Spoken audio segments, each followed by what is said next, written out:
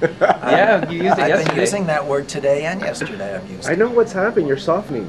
And people saying deficiency You're letting aren't people. getting You're getting in letting trouble. people get away with deficiency. No, But when because there's a change going on, that the AAAOM has accepted the World Health Organization's terminology, which is deficiency, right? and in terms of that term, it is deficiency. Okay.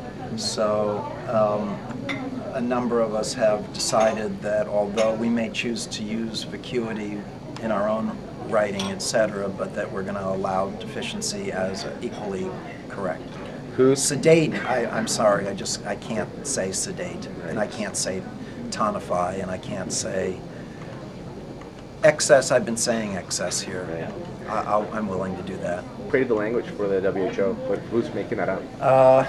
Marilyn Allen's on that committee. Well, yeah, and she, you know, Eric Brandt, is he? Eric Brandt is now going to head up the AAOM, and that's going to be great.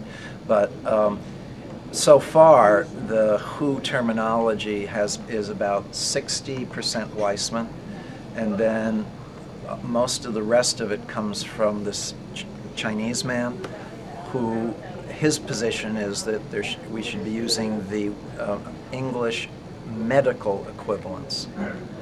And so there's a lot of medical terminology instead of tradition, you know, where instead of saying malign obstruction, they'll just say nausea during pregnancy. Ease of communication. Yeah, and then the WHO terminology has mostly been agreed upon by non-native English speakers.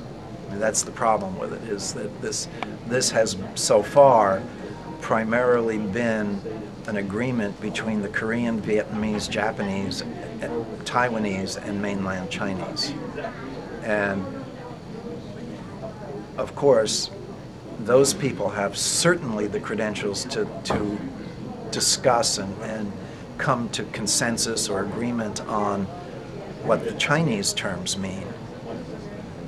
But they're not the right group of people to, you know, act as authorities for what English word is the right one.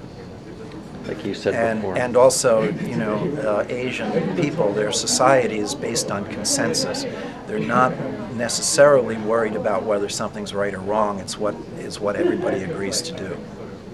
And being someone who's really concerned with being right or wrong, as my own personality flaw, I have real troubles with that. You know, I have troubles, you know, agreeing to do something that I know is just simply wrong. That sticks for me. The linguistics, you're showing and believing that it's very important to practice Chinese medicine to have the right terminology. Yeah. Well, in English. So far, I think in this class this morning, I mean, you know, I think that there have been some really good examples of that, of how it really actually makes a difference, you know, in whether your clinical answer is right or wrong. So, yeah. I mean, tonify, I mean, how can we agree that tonify is the right word when the word's not in the dictionary, that it's not even, you know, consensus, an American word, an English word? Well, consensus, yeah, great, but it's an erroneous. I mean, it's a case of, you know, we used to say, what, how can 100 million Frenchmen be wrong? But here, they're wrong.